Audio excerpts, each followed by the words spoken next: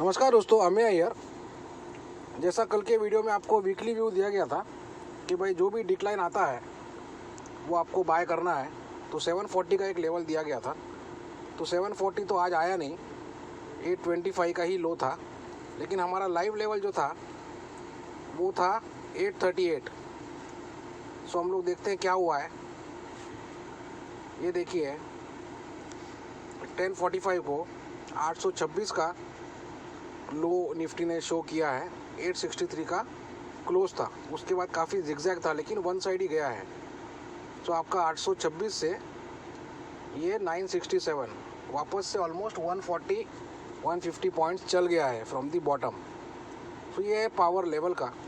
और अगर आप अपर लेवल के बाद भी खरीदते हो 897, तभी भी आपको 60 पॉइंट 70 पॉइंट यहाँ से मिल गया है। सो ये व्यू हम लोग का सही जा रहा है वीकली बेसिस पे कि भाई जो निफ्टी है वो घसीटते जा रहा है, रगड़ते जा रहा है इंडेक्स को। और एक निफ्टी में एक चीज़ ऐसा है कि भाई आपका बैंकिंग जो सेक्टर है इसका हाईएस्ट वेट है निफ्टी में। बाकी जो आप ग्लोबल इंडेक्सेस देखें, डाउ जोन्स देखें, डैक्स देखें, अब डाउ जोन्स में एक ही बैंक है जेपी मॉर्गन, और डैक्स में भी अलग अलग टाइप के जो है केमिकल कंपनीज है बड़े बड़े।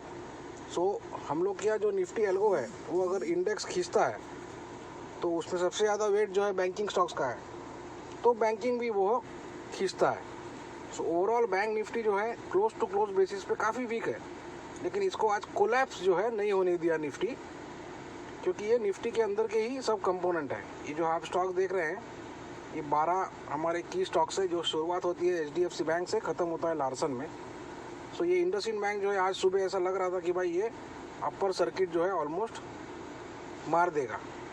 6-7% ये अप था based on the RBI news on the hike in promoter holding जो उन्होंने प्रपोजल डाला है। फिर ये बजाज जो ट्विंस है इनको भी बैंकिंग लाइसेंस के होपफुल्स है अगर वो अप्लाई करते हैं तो। फिर जो श्रीराम ट्रांसपोर्ट फाइनेंस है उनके जो MD है मिस्टर उमेश रेवानकर, उन्होंने बोला है कि भाई कन्वर्ट करना NBFC को बैंक में बहुत मुश्किल है, नया आपको बैंक स्टार्ट करना है तो that is much more easier. तो थोड़ा सा जो है पंक्चर कर दिया है जो RBI का जो ये था कि भाई आप NBFC से बैंक्स में कन्वर्ट कर सकते हो। तो बैंकिंग इंडेक्स थोड़ा सा जो है नरमी दिखा रहा है इधर। निफ्टी जो है वो अपने जगह पे एल्गोरिथम काम कर रहा है। तो ये जो बजाज फिनसर्व की अगर बात करें तो ये अजीबोगरीब तरीके से ओवरबॉट हो चुका है। इसको आप देखें 30 अक्टूबर को 5,500 का ये स्टॉक था और आज इसने 8,900 टच कर दिया है। 5,500 से 8,900 हम लोग कैलकुलेट कर दें कितना परसेंट ये चला है। 8,900 5,500 3,400 पॉइंट डिवाइड बाय 5,500 इंटू 100, 61% ये स्टॉक चल गया है नवंबर के महीने में। देखिए कैसा मजाक बन के रह गया है। ये होता है एल्गोरिथम का पावर। ये इंडेक्स के बड़े हेवीवेट काउंटर्स है बजाज ट्विंस।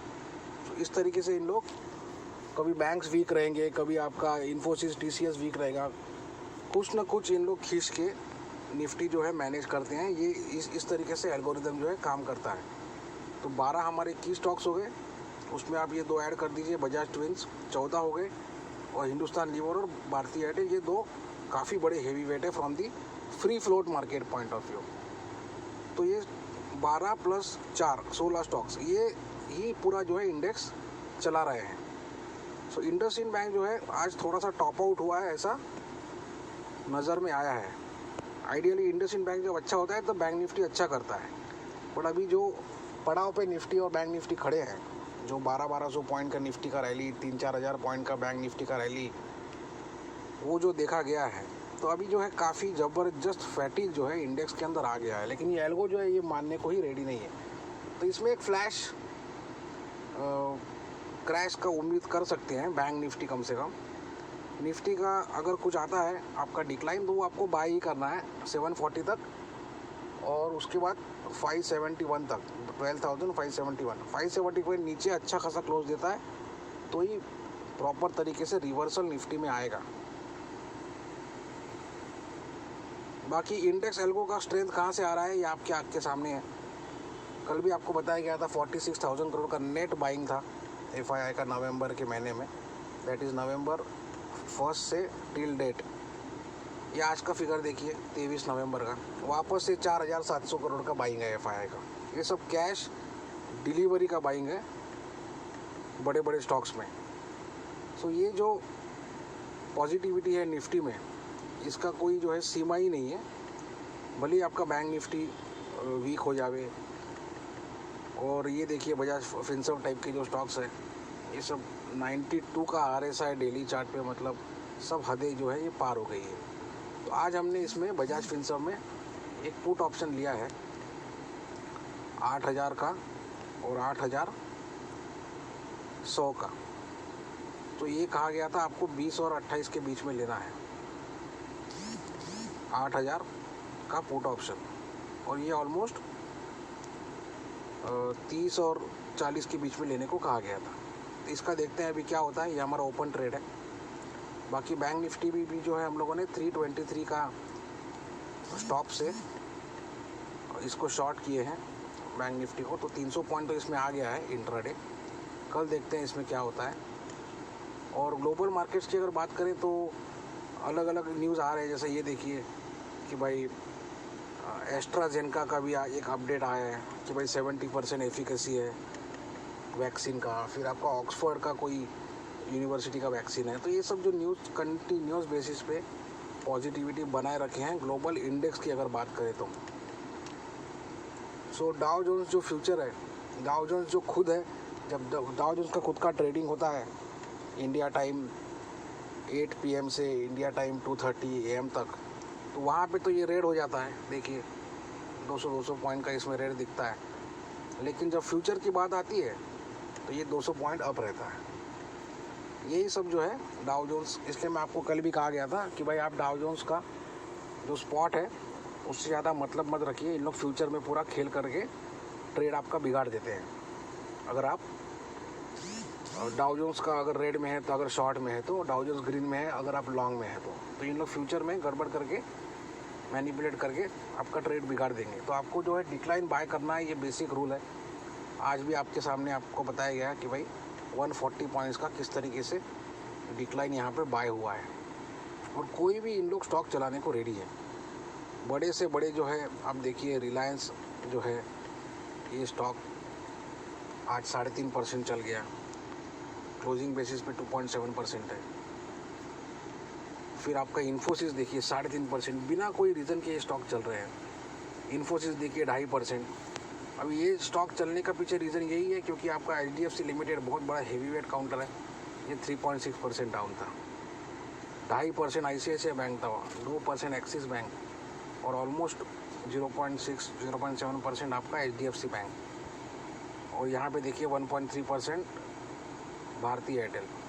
तो बड़े बड़े हेवी वेट जो गिर रहे हैं उनको काउंटर करने के लिए इन लोग इन्फोसिस, TCS और रिलायंस को आज मैनिपुलेट करके आपका निफ्टी का क्लोजिंग तो अच्छा देती है। बैंक निफ्टी लेकिन काफ़ी वीक काउंटर है क्लोज टू क्लोज बेसिस पे। इंट्राडे इसमें स्पॉट आते रहता है, जो आज हम लोगों ने उसको पकड़ा भी था इंट्राडे स्पॉट को, जो बाय कॉल भी था हम लोग का प्राइवेट टेलीग्राम चैनल में। वो आप अगर देखें तो इसमें मैं आपको दिखाता हूँ कि क्या हम लोग का कॉल था।